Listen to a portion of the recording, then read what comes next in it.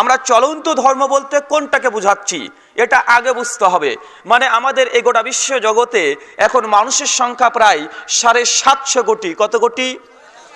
Times of India গোটা বিশ্ব জগতের আন্তর্জাতিক লেভেলের সবচাইতে সম্প্রসারিত একটা পত্রিকার নাম ইংরেজি ভাষায় টাইমস অফ ইন্ডিয়া।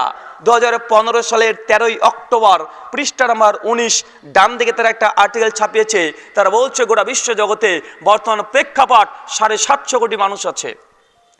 আর এই 750 কোটি মানুষের মধ্যে প্রায় 4,500 ধর্ম আছে। বা ধর্ম কতগুলো? 4,500 ধর্ম আছে। বা বলুন তো আমরা কটা ধর্মের নাম জানি? হিন্দু, মুসলিম, বৌদ্ধ, জৈন, ইহুদি, খ্রিস্টান, আমরা গুটি কয়েক 8-10-20টা আমরা সর্বোচ্চ ধর্মের নাম জানি। কিন্তু গোটা বিশ্ব জগতে ছড়িয়ে ছিটিয়ে আছে প্রায় 4,500 ধর্মের অনুসারী। তারপরেরই আর্টিকেল তারা বলছে, পিউ রিসার্চ সেন্টার 2015 সালের 21শে নভেম্বর তারা একটা আর্টিকেল ছাপিয়েছে। তারা বলছে গোটা বিশ্ব জগতের মধ্যে যে ধর্মের অনুসারী সবচেয়ে বেশি সে ধর্মের নাম কি? গোটা বিশ্ব জগতে যে ধর্ম সবচেয়ে বেশি মানুষ আছে তারা হচ্ছে খ্রিস্ট ধর্মের অনুসারী, যাকে খ্রিস্টানিটি বলা হয়।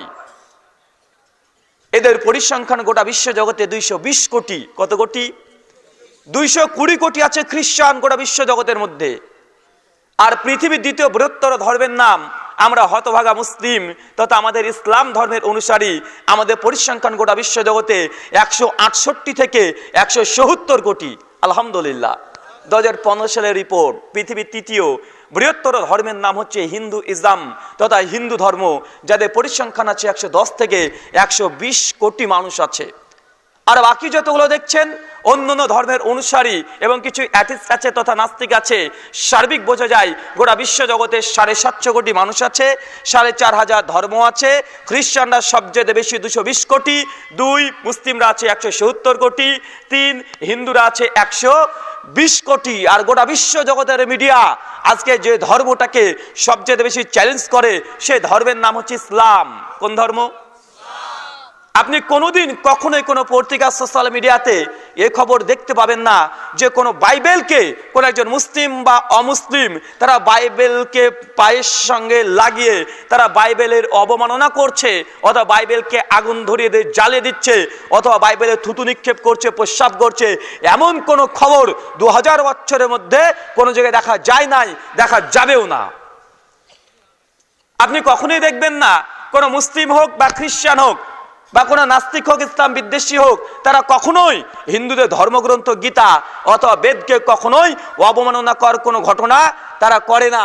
কিন্তু পৃথিবীতে একটা ধর্ম আছে যে ধর্মের ধর্মগ্রন্থকে নানা রকমভাবে অবমূল্যায়ন করা হয়, তার উপরে নানা রকমের বিদ্বেষমূলক ভাব নিয়ে নানা রকম কার্যক্রম করা হয়। ভাই, সে ধর্মগ্রন্থের নাম কি? আল কোরআন। কেন? গোটা বিশ্ব জগতে দেখবেন এতগুলো ধর্ম আছে, 4,500 ধর্ম আছে। বিশেষ করে ইসলাম বিদ্বেষী বলেন, নাস্তিক বলেন, অমুসলিম বলেন, কোনো ধর্মের তারা সমালোচনা করে না, কোনো ধর্মগ্রন্থের তারা সমালোচনা করে না। শুধুমাত্র একটা ধর্মগ্রন্থ, তার নাম আল কোরআন। গোটা বিশ্ব জগতে যে ধর্মগ্রন্থকে জঙ্গি সন্ত্রাসীর বই বলে আখ্যায়িত করছে পশ্চিমা বিশ্ব, ভাই সে ধর্মগ্রন্থের নাম কি? আল কোরআন। গোটা বিশ্ব জগতে যে ধর্ম প্রসঙ্গে সবচেয়ে বেশি বলা হয় যে মুসলিমরা 100 মাতে গোটা বিশ্ব জয় করেছিল, এক হাতে পবিত্র কোরআন আর এক হাতে তরবারি দিয়ে, বা আমাদেরকে নিসবত করা হয় কি হয় না? গোটা বিশ্ব জগতে যে ধর্মের অনুসারীকে জঙ্গি সন্ত্রাসী বলা হয় সে ধর্মের অনুসারীর নাম কি? আমরা মুসলিমরা গোটা বিশ্ব জগতে যে ধর্মের ধর্মীয় প্রতিষ্ঠানকে জঙ্গি সন্ত্রাসীর আঁতরঘর বলা হয়, সেই ধর্ম নামটা কি বা সেই জিনিসটার নাম কি? মাদ্রাসা। আপনাকে এই তথ্যগুলো এই জন্য বললাম প্রথমেই যে গোটা বিশ্ব জগতে শুধুমাত্র ইসলামকে কলঙ্কিত করার জন্য পশ্চিমা মিডিয়াগুলো, ইসলাম বিদ্বেষী এবং নাস্তিকরা তারা নানা রকমের চতুর্মুখী, তারা পঞ্চমুখী, তারা চোরাগুলি উন্মুক্ত করেই চলেছে।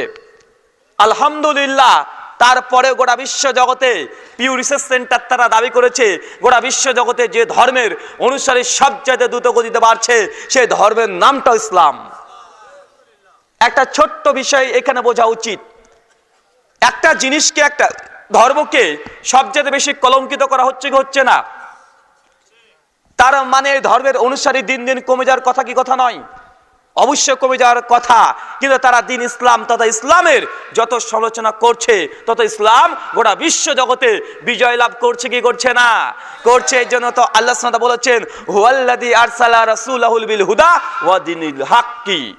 তিনি সে মুহাম্মদ সাল্লাল্লাহু আলাইহি সাল্লামকে আল্লাহ সুবহানাহু ওয়া তাআলা সত্য দিন সহকারে এই পৃথিবীতে প্রেরণ করেছে সমস্ত মতবাদ, সমস্ত ধর্মের উপরে বিজয় দান করার জন্য।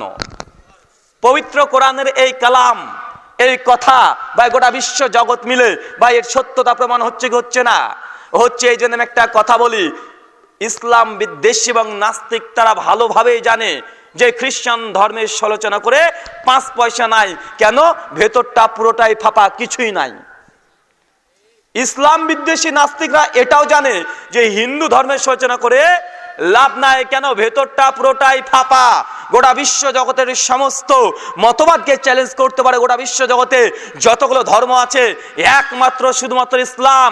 তাই ইসলামের আদর্শকে তারা ভয় পাওয়ার কারণে পশ্চিমা মিডিয়াগুলো ইসলামকে জঙ্গি সন্ত্রাসী এই লেভেল দিয়ে আখ্যায়িত করছে।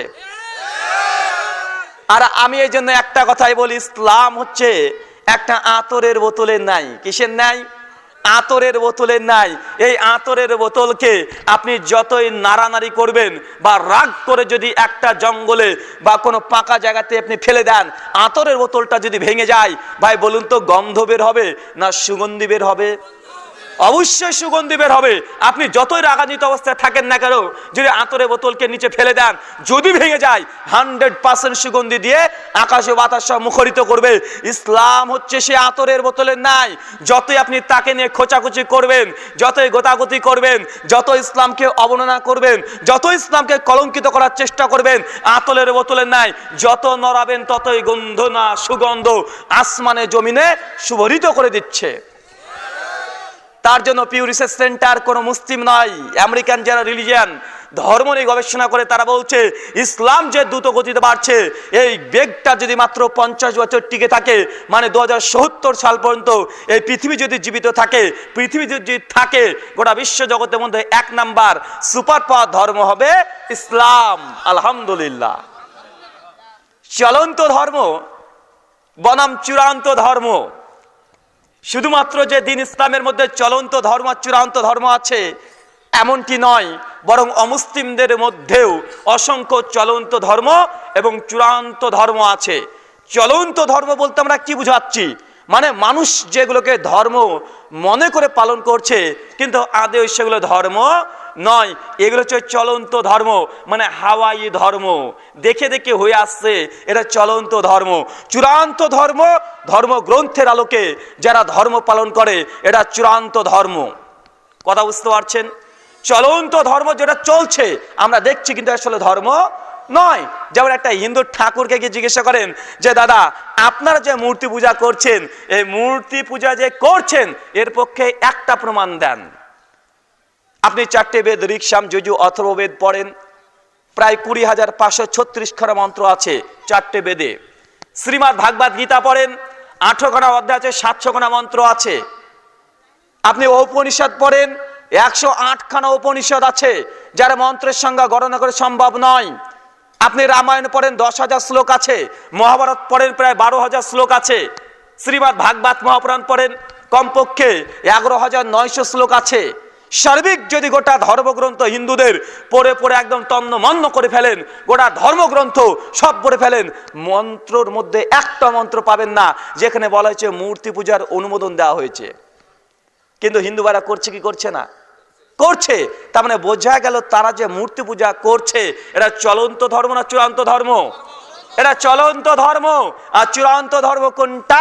যে ঈশ্বরের কোনো প্রতিমূর্তি তৈরি করা যাবে না। তাদের ধর্মগ্রন্থে একাধিক আছে। আমি প্রথমে অমুসলিমদের কিছু চলন্ত ধর্ম আর চূড়ান্ত ধর্ম আপনাকে ব্যাখ্যা বিশ্লেষণ করে বোঝায়, তারপরে আমাদের মুসলিমদের মধ্যেও চলন্ত ধর্ম চূড়ান্ত ধর্ম আছে। দুটোকে ক্লিয়ার করে দেবো ইনশাআল্লাহ।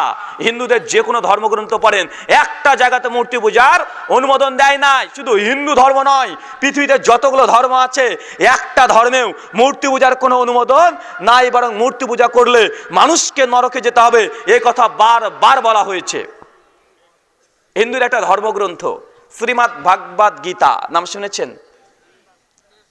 নাম শুনেন নাই? শ্রীমদ্ ভাগবত গীতা অধ্যায় নম্বর 16 মন্ত্র নম্বর 23 এবং 24 দুটো মন্ত্র আছে। মন্ত্র কি বলছে দেখেন, মন্ত্র বলছে ইয়া শাস্ত্র বিধি মুশ্রী জাবাতের কাম করাতা না সুকাং না সিদ্ধাং না বনাতি না পরম গতিম। কি ভাবছেন যে ভারত পশ্চিম বাংলা থেকে কাকে ধরে নিয়ে আসলাম? ঠাকুর না মৌলভী সাহেব যে মন্ত্র পাঠ করছে।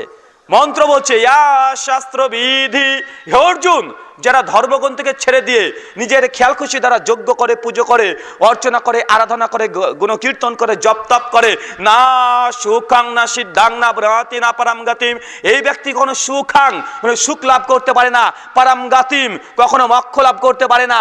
মোক্ষ লাভ মানে স্বর্গ লাভ, স্বর্গ মানে জান্নাত যেতে পারে না। কোন ব্যক্তি? যে ধর্মগ্রন্থ ছেড়ে দিয়ে নিজের ইচ্ছে মতো ধর্ম পালন করে, মানে চলন্ত ধর্মের পুরো আমল করে, এ কখনোই স্বর্গের যে প্রবেশ করতে পারে না। ভাই বলুন তো, এই মন্ত্রের সঙ্গে আমরা একমত কি একমত নই? আমরাও একমত। কেন? ঠিক এই মেসেজটাই একাধিক জায়গাতে কোরআনেও আছে, হাদিসেও আছে। আম্মা জান আয়েশা রাদিয়াল্লাহু তাআলা আনহা তিনি বলছেন আল্লাহ রাসূলের সূত্রে, মান আমিলা আমালান লাইসা আলাইহি আমরুনা ফাহুয়া রাদ্দুন, কোন ব্যক্তি এমন কোন আমল করলো যে আমলে বাবা বিশ্বনবী বলেন নাই, করেন নাই, অনুমোদন দেন নাই, ফাহুয়া রাদ্দুন, সেটা মারদুদ, প্রত্যাখ্যাত, বাত, রিজেক্টেড। বাবা দুটো মন্ত্র আর বিশ্বনবীর হাদিস এক কি এক নয়? শ্রীকৃষ্ণ তিনি বলছেন ধর্মগ্রন্থের বহির্ভূত কেউ যদি ইবাদত করে, এই ইবাদত করে বা এই উপাসনা করে কখনোই মোক্ষ লাভ, স্বর্গ লাভ, জান্নাত যাওয়া যায় না।